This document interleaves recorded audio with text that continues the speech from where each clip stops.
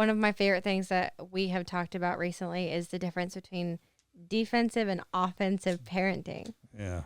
How do you like define the two, and which one do you think is better, right, more important, or vice versa?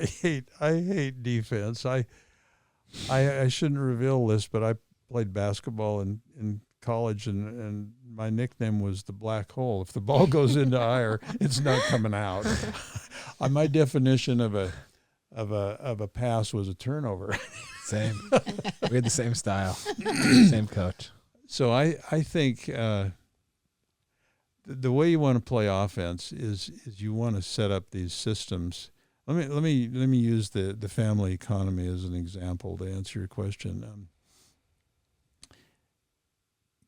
Teaching kids a welfare economy by just giving them money. Number one, we did a book called The Entitlement Trap, and the reason we named it Trap, once kids get into this entitlement business, they're trapped. It's really hard to get them out of it. They think the world owes them a living, and they think when they need something, dad or mom will give them the money or give them the thing or whatever it is. And the parents are also trapped. And the parents get trapped in it. And so you find that you break that. You say, listen, we're going to have a different system in our family. This is a big house. We have a lot to do, whether it's big or little. It's a house, and there are a lot of things that need to be done. Let's make a list of all the things that have to be done in this house every week. Make this big, long list, and maybe it takes, it's not all one meeting. Maybe you go over several nights. Who does all those things? Well, Mom does. Well, those are your jobs, Mom and Dad. Wait, why are they ours? Don't we all live here? What if we sort of parceled them out a little bit? Maybe there's a couple on there that you could do. And now that it's almost like a promotion. Now that you're 8 or whatever, maybe you can join the adults of this family and have some responsibility. And guess what? That allowance you used to get? What if we make it so if you do a good job with your part of the responsibility, not in your own room, that you take care of that because it's your own room, but these common areas of the house, what if you do certain things and keep track of them, and at the end of the week, instead of this amount of money, you get 3 times that much because you've actually contributed to the family. And what if you get to start buying your own stuff? What if instead of saying, Mom, can I have this? My iPhone's too old. I need it. What if our answer is, well, sure, have you got enough money saved up? And what if we have a family bank that you can put your money in that pays interest? One of the funnest things is watching a 7-year-old figure out that interest is this magical thing, that if he leaves it in the bank, it actually grows. Like, wow, how does that work? And so they start to save. And then what if you say, well, at the end of the month, what if we give part of the money you've earned to the church or to a charity and help kids that don't have as much as you do? You can take a little kid, and instead of some entitlement breeding welfare economy, you can have a system in your family that teaches him how to earn, how to save, how to get interest, how to budget, how to give. Why shouldn't a 6 or 7-year-old learn those lessons instead of sending them off to college at 18, and they don't even know how much the college costs? They just expect Mom and Dad will pay everything and take care of everything. Where is that kid going to get his sense of himself? So I think what you're saying really is that's the offense. I mean, start young. Start when they're, and you said it so beautifully recently, Andrew, about the sooner you start, the better off you are. I mean, a lot of your listeners have teeny little children, or maybe are just newly married and so on. You think, that doesn't apply to me. It really is important to have an offense, to figure out how you want your family to run. And I know you've done that in spades, because that's why your kids are going to be successful. There is no doubt about it. They are just going to be great people because they've got this great training from the time that they're born almost. I mean, that offense is so important, and the defense is so much harder. What would you say a defensive family or defensive parenting looks like? Oh, we got a problem, honey. Let's get online and figure out how to solve that.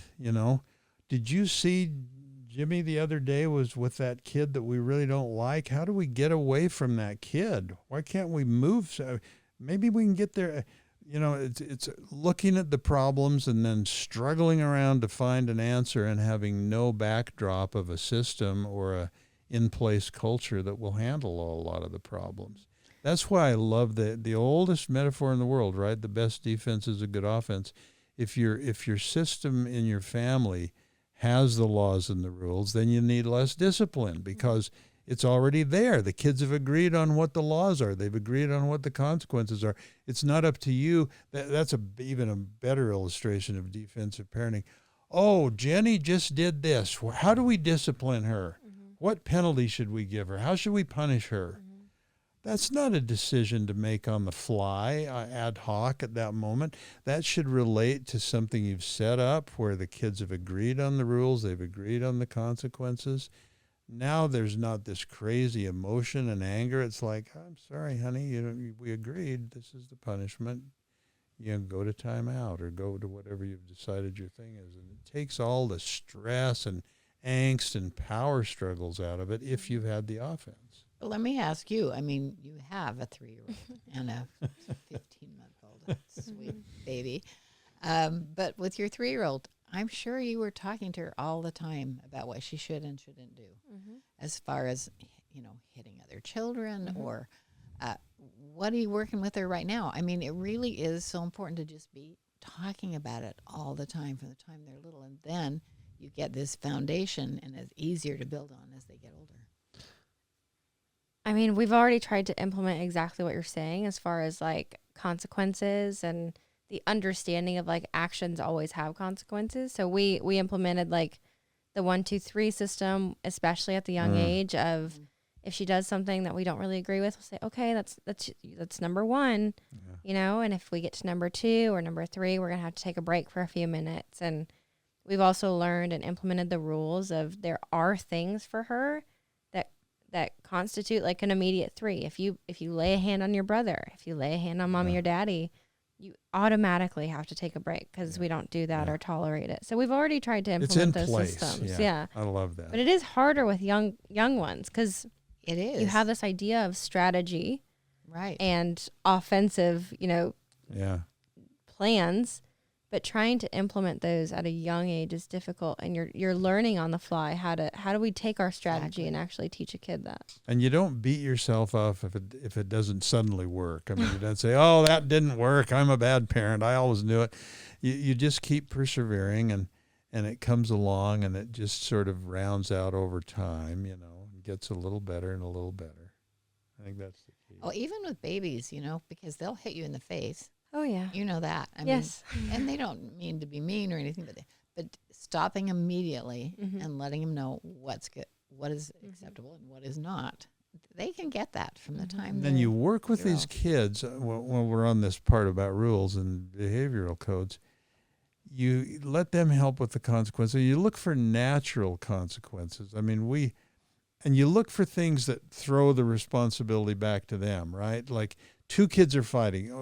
Whenever we do a survey, what's the biggest problem in your family? Anyone with 2 kids or more says sibling rivalry, or my kids fight all the time. And the question is, okay, what do you do? And what most parents do, this gets right back to your thing of defensive parenting. It's like you're going to be now the judge and the jury and the prosecutor. What did you do? Well, what did you do? Well, why did you do that? Well, why did you do that? And you're trying to decide who's to blame, who gets punished, it's just crazy. It's impossible. And so, it finally occurred to us, and we've worked with so many parents on this now. We ended up, you'll like this, because we were living in England at the time, and I was driving past a Church of England that was, I don't know how else to say it. They were having a going out of business sale. They were selling everything. They were going to convert this church to condos or something. And they had all the pews out there. And I actually stopped our station wagon, our van, and bought a pew. It was this little cute pew, and it was like a brainstorm. And Linda and I thought we just were so excited because this is going to be the repenting bench. And when 2 kids are fighting, we're not going to be the judge and the jury and figure it out. It's not our problem. It's your problem. You two, and we're going to role play this in family meetings so they'll know exactly what we're talking about. We're going to practice it. We're going to rehearse it. And we're part of it too. If we fight, we have to go to the repenting bench, right? You, Eli, you're only 6. You can send your parents to the repenting. Mm-hmm. What do you have to do on the repenting bench? You have to figure out what you did wrong, not what Andrew did. That's what I want to tell you, Mom and Dad, is Andrew hit me. Mm-hmm. No, what did you do? Oh, and I think about it and I say, oh, okay, I'm sorry. I said a bad word to Andrew. Okay, all you got to do is apologize to Andrew and say you're sorry, give him a little hug, and you can go. Mm-hmm. Now, that's pretty perfunctory sometimes. I mean, we had one kid who'd like immediately, I'm sorry, I provoked you. I'll go away now, give you a hug. But it's still better than the parent trying to manage that whole thing. So you look for these consequences. Is that perfect all the time? No, but boy, it's sure better when 2 kids are fighting to say, go sit on the repenting bench. It's sure better than trying to figure out a lecture to give them. And we do have smart children, because Eli did often say, Mom and Dad, go to the repenting bench. We had You some need good to stop times this. there, didn't we we? did. Had a great We time. Our like little that. break corner at our house is like the stairs. So if if Drew That gets sent to, works. she That sits on the works great. stairs, Yeah. and I got sent to the stairs once. Oh, So I If deserved you- it. if- I lost my cool, and I was like, you know what? Mommy has to take a break. I'm going to go sit there. Yeah. that's A pew's awesome. even better if you ever run onto one. If I ever see one on the side of the road, I'll pick it up. Grab it.